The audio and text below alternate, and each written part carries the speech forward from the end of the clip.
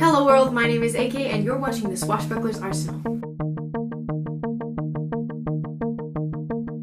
In today's video, I'm going to be making my 8th blazer. So while you watch me, I'm going to be talking about all the things that I have learned since the first time that I ever set out on the journey of making a suit. The first 2 blazers I made were directly based off of a vintage pattern. I followed all the rules. I didn't know anything about tacking a canvas to a fabric. I didn't know what fabric to use in order to make a good suit, and it wasn't fitted on top of that. And the skirt was too long. Honestly, there was a lot of things wrong with it. The 3rd blazer I ever made was actually a tux-inspired scrap project for the runway. Actually, my very first and only fashion show that I've ever done. The 4th one was a 3rd one for me, and it was my first one with tacking a canvas in, including shoulder pads, and really figuring out collars and E-sleeves and things like that. Also my first one with a cuff, I just realized. Then the 5th one I made was actually for my brother. It was my first men's garment that I'd made in a very long time, and I was very petrified to do it, but it all turned out very great. I took that one from a 70s pattern and adjusted it because he wanted a modern suit. The 6th blazer I made was a 2nd blazer for my brother, but this time with a hood. The 7th blazer was actually the first one commissioned from me, but it just has taken a long time to actually get around to doing it, which was a 1930s blazer again for a man. First of all, to get the cheesy, gooey, cliche stuff out of the way, the biggest thing I would say I have learned, like the biggest transformation from the first suit to the most recent, is probably my confidence. I am so much more comfortable around suits and blazers. I used to be so scared of them because they're like fit and sharp and tailored, and I was scared of all those words. But really, it's not that big of a difference from making a dress. It's a different process, so that would be my first tip and the first lesson I've learned, which is just push yourself. The 2nd thing I have learned is changing the pieces that construct a suit without changing the fit. This is something that I didn't realize that I was able to do until I was doing this one. The blazer we're making today is based off of this suit from The Notebook, which has panels instead of darts. So the first thing I need to change on this would be to add the panel running down the center. And I have this dart here and this dart here, and if I would add the panel, it would be going down the center of this dart and then running down the center of this dart and then adding seam allowance. The mock-up that I was using as a pattern was from this suit, which was not only double-breasted, but also only had darts and not panels.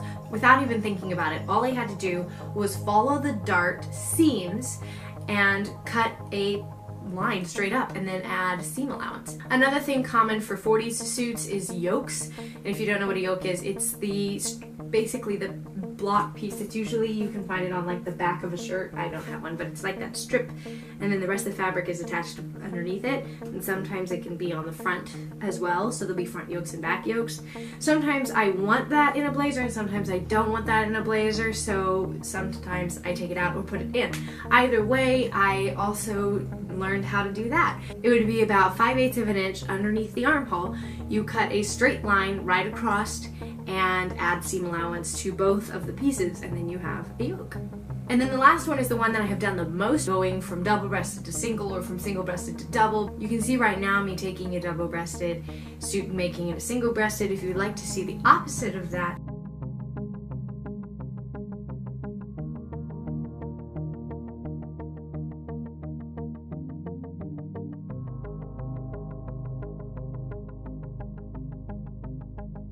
shoulder pads are not necessary to keep things smooth and to make a blazer sharp. There are certain fabrics that when you make a blazer out of them, things like wool or any other thick material kind of like that, they'll hold their shape on them. However, if you're making a blazer out of a thinner material, there is the likelihood that you will want a shoulder pad, and it will just add a bit more structure to your blazer. If you're using a pattern that requires shoulder pads and you remove the shoulder pads, be sure you remove the space in the shoulder that was allowed for them. So whatever thickness you think the shoulder pad would be, take that out of the shoulder seam. When you're fitting the actual blazer, be sure you leave room for lining and canvas and other garments that would be beneath the blazer. You don't want to fit it too tightly because then if you wear jeans underneath it, it will pull slightly at the buttons. There's a big difference between fitted and snug. Blazers are supposed to fit very effortlessly. They're supposed to kind of like grace the shape of your body. The best material to cut lining out of is a linen sheet. I kid you not, especially when you have itchy wool on the outside. Linen is the nicest fabric in the world and all clothes should be made out of it, but it definitely makes a good lining. When it comes to lining, cut it out an inch shorter than your blazer. When you sew it right sides together to the bottom of the blazer, when you pull it up, it will hem the blazer automatically. Do the same thing with the sleeve. Cut it an inch shorter and then sew it right sides together at the bottom where the cuff would be on a usual sleeve. Now I do this before I attach the sleeve to the blazer. That's just because that's the way I do it. And then once you attach the sleeve to the blazer, don't attach the lining. Leave the lining separate. That way you can then hand sew the sleeve lining to the blazer lining and you'll get a nice clean seam. The next thing is eased sleeves. I used to be petrified of eased sleeves. I was so scared to do anything around the armhole because I was afraid that the eased sleeve wouldn't fit in it and then I'd have this big nightmare. But one of the key things to help avoid that headache would be every single adjustment that you make on the shoulder seam, make at the exact same spot on the sleeve. If you took the shoulder pad out, then you'll want to take that extra fabric out. You don't want to take the sleeve in on any of the seams, you want to take it down. It's the height. On an eased sleeve, your sleeve sits like standing upright. So you're not wanting to adjust the width of the sleeve because that didn't change, or the whole of the sleeve.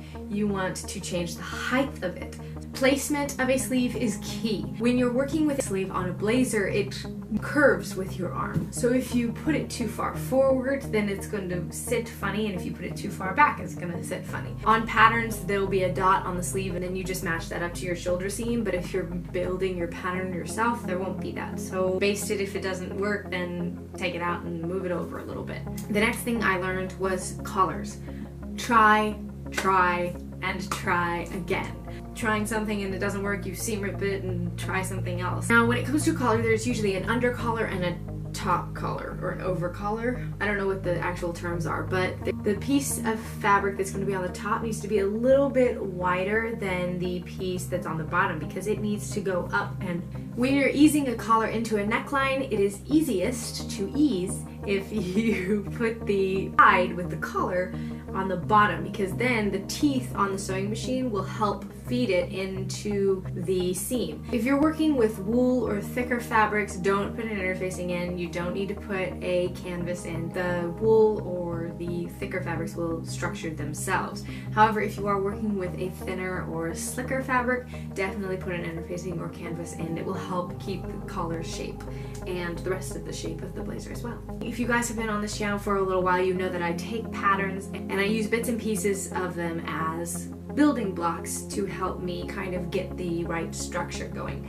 Something I didn't know was that the neckline on a men's garment and the neckline on a women's garment are completely different. Men's necklines are a lot wider. So because of that, if you are going to take a men's collar like I did for this blazer, you're going to need to take a lot out of the center. Find the part where they are supposed to join at the side seam, match that, and then take out all of the excess from the middle. Covering buttons is a lifesaver. If you know me, I am very zero waste and I don't like to go to Joann's or Hobby Lobby or anything like that and buy brand new supplies.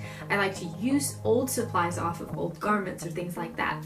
The problem with that is you don't normally have a bunch of matching buttons. Now with this project I did actually have the perfect number of buttons and they were the right size. But a lifesaver, if they aren't the right color or if they're slightly mismatched but they're all the same size, is to cover your buttons. Now I didn't do it in this project because the fabrics that I was working with were a little too thick to do it. The next thing I learned is that when you sew a buttonhole, it helps immensely if you tie the two strings together in a knot on both the top and the bottom, and that keeps the buttonhole from unraveling over time. You can also do this with darts because it's hard to backstitch on a dart. You can just tie one end and tie the other and then clip the excess. The best way to get a fitted facing is to cut it from a fitted bodice. And what I mean by that is you're going to have a pattern piece or a mock-up piece from the fitted blazer. And all you're going to do is you're going to cut a line down it where facing would be, and that will become your facing. The other side will become your lining front. All you'll have to do is add seam allowance to both of the pieces on the side where you cut it. And that way, when you sew the lining to the facing, everything will fit exactly like the front of the blazer does as one piece. When you're making your mock-up, be sure you're making your mock-up out of the same material that you're going to be making the actual blazer, or rather the same kind of material that you'll be making your blazer out of.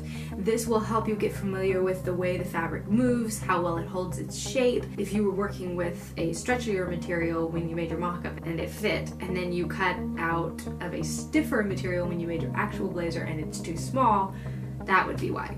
And that is all my notes. I hope you all enjoyed this video. I hope it was informative to you, and if it was, please hit the like button. If you would like to see more, please subscribe and hit the notifications bell. And you can follow us on Instagram at The Swashbucklers Arsenal. And if you have any suggestions or requests, please leave them in the comments down below. Until next time, cheers!